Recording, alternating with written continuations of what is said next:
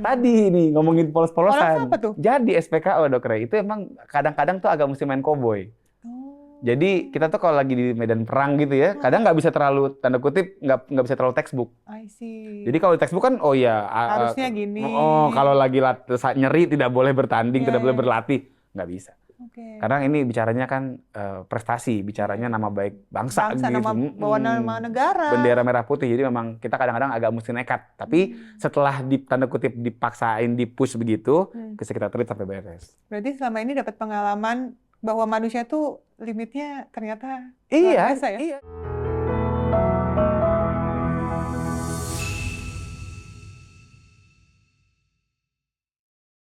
Lovely people, ketemu lagi di channel saya Reza Broto Asmoro. Kali ini kita mau main games, mitos atau fakta bersama Dr. Dika. Halo, people. Dan ini akan ada beberapa pernyataan, nanti bisa ditebak sama Lovely people. Itu termasuk mitos atau fakta. Dan itu langsung dijawab aja sama Dr. Dika. Oke? Oke. Yang pertama, meluruskan kaki setelah berolahraga itu untuk mencegah varises, mitos atau fakta? Iya, jadi jawabannya sebenarnya adalah lebih ke arah mitos ya. Mitos, loh kenapa? Bukan karena gini, sebenarnya statement ini muncul akibat pernyataan sebaliknya gitu ya. Artinya banyak yang bilang kalau habis olahraga jangan ditekuk. Iya. Kepalanya. Oh jangan.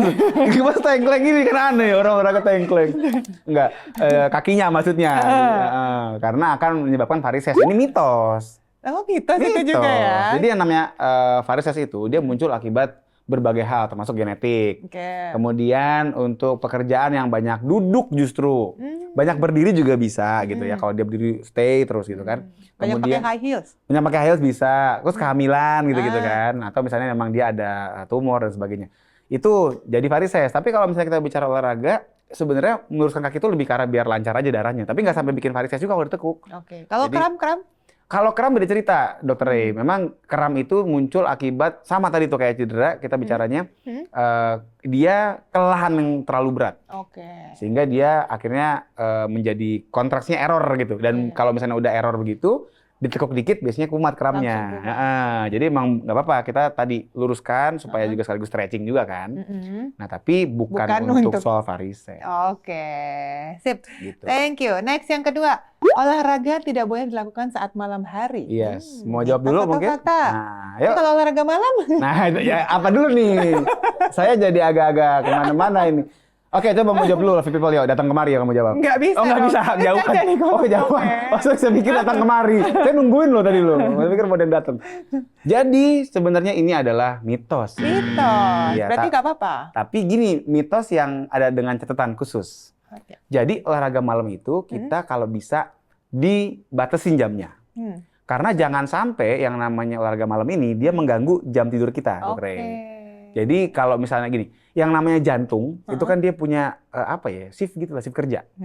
Jadi kalau misalnya dia pagi dia olahraga, kita pakai aktivitas gitu kan kerja keras tuh, ya kan. Nah waktu waktu malam itu tuh pengennya dia istirahat. Ada waktunya ya. Ada waktunya. Jadi pagi, siang, sore dia kerja, malamnya dia istirahat. Nah kalau misalnya kita paksa dia untuk kerja keras juga di malam, kapan dia istirahatnya? Kan gitu kan? Istirahatnya bukan berarti diem berhenti selamanya enggak. Kalau itu orangnya istirahat selamanya juga kalau begitu. Jadi istilahnya tuh lebih lambat detaknya, gitu kan? Tekanannya lebih rendah. Karena kalau makin tinggi aktivitasnya kan denyutnya makin denyut, ya makanya. Cepat, ya. Alhasil ya kalau bisa kita menghormati lah jam istirahatnya dia, gitu kan? Jadi harusnya jam berapa nih? Nah, jadi gini, kalau aku sih ngeliatnya kita boleh olahraga sampai jam yang tidak mengganggu jam tidur. Which is kalau misalnya orang tidur jam 10, jangan olahraga jam 10 dong. Iya, jangan. Kan karena banyak dong yang orang olahraga misalnya main badminton nih, atau main futsal, jam 12 malam. Ngapain? Tanding sama makhluk astral, mungkin nggak ngerti. Intinya karena murah. Iya, karena murah juga sih lapangannya, bener gitu kan. Jadi ya itu sebenarnya ya kalau sesekali doang ya oke lah. Tapi kalau dibikin rutin, ya tadi artinya apa? Si jantungnya yang harusnya dia lagi jam istirahat dipaksa kerja. Ini yang kita khawatirin. Nah yang kedua juga sebenarnya disarankan jangan terlalu dempet. Jaraknya berapa? Nah jaraknya bisa kita bikin sekitar 2 jam. 2 jam. Karena waktu 2 jam ini dianggap cukup untuk bikin denyut nadi turun lagi. Karena kalau misalnya kita habis olahraga lari kan nggak mungkin langsung ngantuk kan gitu. Pernah habis orang finish langsung tidur gitu nggak pernah kan? Aneh kan, tidur di garis finish gitu nggak mungkin dong. Jadi biasanya kita kasih jeda supaya tadi nadi turun, kemudian suhu tubuh udah turun juga, sehingga tidur lebih nyenyak. Nyenyak juga, oke. Gitu. Next, semakin lama olahraga, semakin baik untuk tubuh. Nah, itu dia ya. Mitos atau fakta? Ini juga mitos sebenarnya ya. Mitos lagi. Oh, mitos lagi. Kalau semakin lama olahraga tuh asumsinya berarti seharian aja olahraga. Iya, makanya. Ini maksudnya semakin lama jamnya kan, durasinya kan. Iya, gitu. Maksudnya kita kan sebenarnya juga harus ingat bahwa olahraga itu dia terlalu banyak juga nggak bagus, kurang juga kurang bagus. Jadi ya nggak usah lama-lama banget. Nah, yang penting kita lakukan tadi di level kita. Nah itu. Ya, kalau untuk biasa nih bukan atlet, bukan olahragawan, yang disarankan berapa jam? Kita ini kan disarankan 150 menit dalam seminggu. Oke. Ya, jadi sebenarnya kalau kita bicara rekomendasi yang memang disarankan dan membuat tubuh itu bugar tuh segimana, itu cukup 150 menit dalam seminggu. Artinya kalau kita bagi 3-5 kali, itu kan cuma sekitar 30 menitan sampai 50 menitan kan. Oke. Jadi sebenarnya nggak lama-lama banget gitu. Makanya kenapa orang olahraga 30 menit per hari itu udah bagus. Bagus banget ya. Bahkan bisa dibagi juga loh, Dok. Bisa dibagi 2. Jadi pagi 15 iya, sore 15 gitu. bisa. Oke. Jadi makanya kalau ada orang bilang, "Dok, sorry gue tuh sibuk banget, nggak ada waktu gitu kan. Gue tuh sibuk kerja gitu kan." Kerja apa gitu yang nggak ada 2 kali 15 menit gitu kan, nguras selat Sunda apa gimana? Iya makanya. Jadi ya nggak lah. Niatnya mungkin yang nggak ada. Ah, iya benar. 15 menit daripada stalking mantan ya kan? Ah itu dia. Mantannya ada berapa emang itu sehari 15 menit habis buat stalking mantan. Oke. Next. Tidak boleh makan setidaknya 2 jam setelah berolahraga. Mitos atau fakta? Ini mitos juga. Mitos juga? Karena sebenarnya justru begitu kita olahraga, kita disuruh cepat-cepat makan. Oh iya. Masalahnya makan apa itu? Nah itu, kalau langsung nasi Padang? Nah itu dia, apalagi makan di Padangnya langsung, kita tinggal di Depok gitu, jauh kan. Jadi sebenarnya gini, saat kita lagi olahraga, apalagi yang berat ya, olahraganya berat, itu kan kita perlu untuk menggantikan zat-zat yang hilang. Apa aja? Ada 3 zat yang hilang. Yang pertama adalah cairan. Jadi kalau kita keringetan kan kita perlu gantikan cairan segera gitu kan. Kemudian yang kedua adalah gula, karbohidrat. Nah ini kan dapetnya dari makanan. Iya. Ya oke lah kita bisa minum yang manis-manis. Tapi kalau misalnya kita bicara pengen yang lebih apa ya, tanda kutip berbentuk gitu ya, mengenyangkan. Makan nasi pun nggak apa-apa sebenarnya. Karena udah olahraga. Karena udah olahraga. Dan tadi kita kan butuh untuk digantikan karbohidratnya, untuk glikogennya nih yang di otot nih. Itu kan pakai karbo, dan nasi itu kan karbo kan. Cuman seringkali kalau misalnya kita makan nasi kan pasti ada lauknya, ya kan? Nggak mungkin kan lauknya ketawa kan? Lauk out-laut. Iya, lauk out-laut banget. Aduh, sorry. Aduh, nggak ngerti lagi. sorry. Oke. Jadi, kalau kita bicara lauknya apa, kita cari yang memang sebenarnya sekaligus menggantikan zat yang ketiga. Apa itu? Protein. Protein. Ya, jadi carilah lauk yang memang mengandung banyak protein, bukan banyak yang lemak gitu loh. Seringkali kan gitu ya, kita kalau habis tadi misalnya ngomongin makan ke warung Padang nih gitu kan, nasinya pasti kan pakai apa tuh cincang ya? Apa sih? Aduh, jadi lapar nih ngomongin gitu. Apa iya, pokoknya daging yang banyak gajinya. I see. Tunjang. Ada lagi, beda cincang lagi beda ya? lagi. Pokoknya yang gaji lah. Oke. Di bawah UMR lah gaji. Nah, ini kayak gini. nih, ya jadi kurang bagus. Karena apa? Penyerapan jadi bermasalah dan proteinnya nggak kekejar. Makanya pilihlah makanan yang tinggi protein. Misalnya apa? Yang simpel-simpel aja. Ya, telur. Telur kan proteinnya banyak, apalagi bagian putihnya tuh. Ya kan? Kuningnya boleh nggak? Ya boleh, tapi ditipekin dulu biar jadi putih. Nah, jadi protein semua. Nggak dimakan gitu aja, satu ya? Nggak. Atau misalnya tadi ikan gitu. Ikan juga bisa. Ya. Kan kalau kita lihat literatur itu yang ikan yang bagus gitu kan gizinya salmon. Mahal dong. Iya, salmon kan repot ya. Nggak ada di restoran Padang tadi. Iya, makanya kita bisa menggunakan ikan salmon dengan kearifan lokal. Yakni? Ikan kembung. Oh, iya. Beneran. Beneran. Ikan kembung. Ikan kembung itu proteinnya tinggi. Ya, tapi jangan dikerok, kembungnya hilang. Keluar gitu.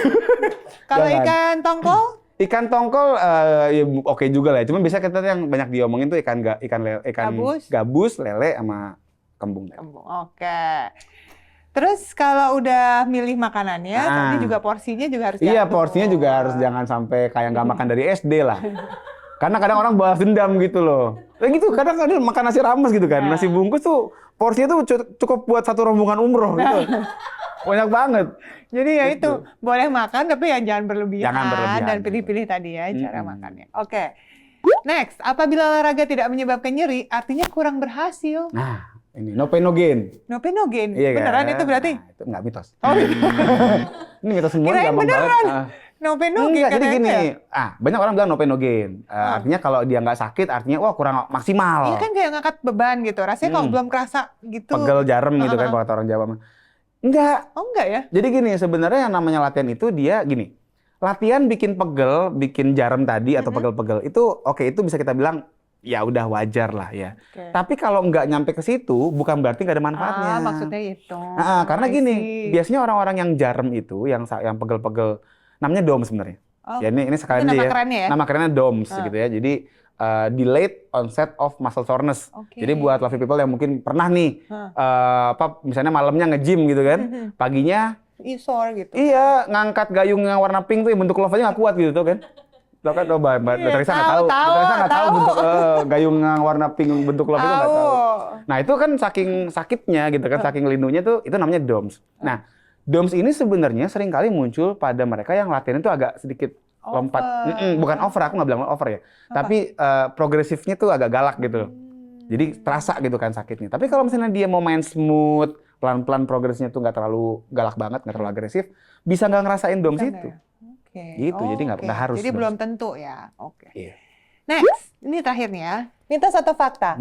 Banyak berkeringat berarti sudah olahraga maksimal. Aduh, ya tadi kan mitos semua, masa sekarang mitos lagi kan? Mitos. Ya emang mitos semua berarti jawabannya. Karena emang mitos, Dok Rey. Gini, banyak orang yang olahraga itu sengaja gitu, misalnya pakai jaket sauna gitu banyak kan ya. Yang tujuannya adalah untuk memancing keringat. Iya. Ya. Memang kalau dibandingin nih, misalnya aku nih lari gitu kan, nggak pakai jaket, sama lari pakai jaket. Kalau aku nimbang sebelum sama sesudah, pasti beda. Pasti beda. Aku akan jauh lebih kurus kalau aku pakai jaket. Iya, kan keringetan lagi jadi lebih banyak. Masalahnya adalah yang hilang itu air, Dok Rey. Nah, kalau air begitu kita minum balik lagi. Dan malah resiko kan, bikin dehidrasi kan masalahnya banyak gitu, bikin jadi heat stroke segala macam, bisa pingsan segala macam kan. Jadi sebenarnya jangan gini, banyak orang yang salah kaprah bahwa keringat itu adalah lemak yang terbakar. Ya kan, lemak terbakar jadi keringat. Enggak. Kalau di barbecue grill tuh ya kan, lemak-lemak jadi minyak kebakar. Kan jadi minyak. Oh iya ya. Orang keringat kan keluarnya air ya. Bukan minyak. Mau orang Pertamina juga keluarnya air kan, nggak keluar minyak gitu loh maksudnya. Jadi maksudnya tuh kita jangan salah kaprah. Keringat tuh benar-benar pure bagaimana tubuh kita melepas panas. That's it. Jadi kalau misalnya kita di Jakarta dah kita nggak perlu olahraga. Kita pelangak-pelongo aja nih AC mati keringetan kan? Iya kan? Tapi sebaliknya kita lari di misalnya di Alaska. Pernah di Alaska lari? Nggak pernah. Saya nggak pernah juga. Saya juga nggak pernah. Nah, itu susah keringetannya. Karena dingin kan, jadi emang kita nggak bisa mematok dengan keringat. Tapi tadi kita lihat nadinya gimana, nyampe apa enggak targetnya. Jadi mau keringetan mau enggak, ya udah itu nggak usah dilihat gitu, karena itu bukan menentukan. Jadi nggak perlu kita bilang yuk kita cari keringet gitu, nggak usah, mending cari nafkah. Kirain cari jodoh. Itu juga kalau belum punya ya, kalau belum punya. Oke, thank you so much Dr. Dika. Dengan senang hati Dr. Rey, Lovely People, thank you, terima kasih. Semoga bermanfaat dan sudah tercerahkan ya Lovely People semua ya. Amin. Jangan lupa di like videonya, tulis di kolom komen, mau komen apa nih Dr. Dika? Jangan komen sayanya, komen acaranya aja, boleh nggak? Oke, thank you so much. Dadah.